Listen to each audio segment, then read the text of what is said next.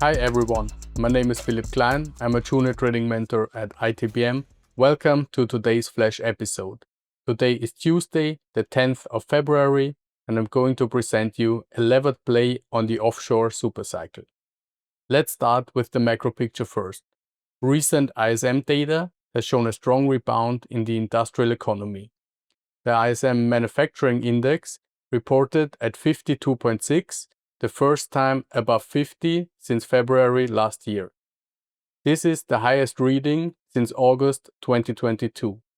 And new orders, which is a leading indicator of the ISM index itself, came in at 57 point high. That's a big surge. Of course, 1 month does not make a trend, so a single reading is not enough to declare the new bull market of the cyclicals, but it's a strong indication and maybe an early sign. As we all know, energy consumption is directly correlated to industrial activity. So when we're looking, for example, at crude oil, it's basically up around 10% year to date.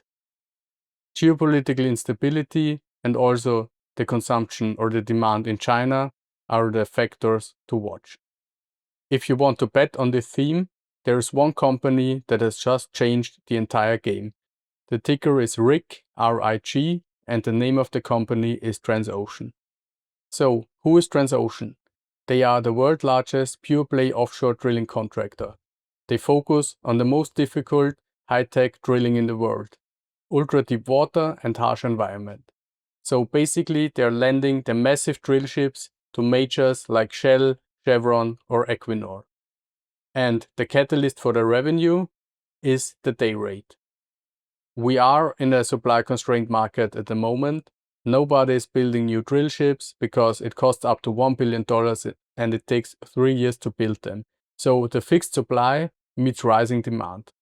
We are seeing proof of this pricing power right now. Transocean's flagship rig, the Deepwater Atlas, just secured a contract of $635,000 per day. And when the day rate crosses the 500,000 mark, basically the operating leverage kicks in and almost every extra dollar of revenue goes straight to the bottom line. But here is the real story. Just when I finished my write-up, Transocean announced a massive deal. They are acquiring Valaris, it's one of the competitors and one of the 4 big players in the sector, in an all-stock deal, and the deal is valued at $5.8 billion. So normally an all-in stock deal is seen negative by the market because basically it dilutes the shares of the existing shareholders. But in this case, the market has seen it positive initially and the stock of RIG jumped 6% on the news. So why is that? So I think the main reason is because it solves the biggest problem of Transocean, and this is their debt and the balance sheet. Transocean carried about $6.2 billion in debt, and this is the main risk for investors. Valaris, on the other side, has low debt and basically a pristine balance sheet. So by merging these two companies, Transocean is basically diluting their debt, and management is now targeting a leverage ratio of just 1.5 times in the next 2 years. This merger also creates a monopoly on pricing power. The combined company will control more than 30 ultra-deepwater drill ships, so in a tight market, this consolidates supply even further, giving them massive leverage to push day rates even higher. We are already seeing this operational efficiency in the broader sector data. Take a close look at Q4 earnings for the industrial sector. The earnings surprise came in at 29%, and the revenue surprise came in at only 2%. So why is this gap important? It proves that companies have cut costs and become incredibly lean during the downturn. In other words, they don't need a massive revenue boom in order to make money anymore. And now just imagine what happens when the revenue does flow from new orders. Transocean is the ultimate play on this dynamic. They have high fixed costs. It costs the same to run a rig at 400k as it does at 500k. As day rates rise and they integrate Valaris, saving another $200 million in synergies, Those extra dollars go straight to the bottom line, exploding their margins. As always, this is not a risk-free trade. In short term, price action could be very choppy, as arbitrage funds might be selling Transocean and buying Valaris to capture the merger spread. Also, there is an integration risk. With mergers this size, it could be very messy. Management is promising 200 million in cost savings and synergies, but any delays would put a selling pressure on the stock. And also, there is regulatory risk. When combining two of the biggest players of an industry to create a market leader, antitrust regulators will take a look. Now let's put the price of Transocean into perspective. Today, the stock is trading at $5.44. To understand the upside of the trade, we have to take a look where we came from. So during the peak of the last commodity supercycle in 2008, the stock price of Transocean peaked at an all-time high around $160 per share, adjusted for stock splits. Then came the crash.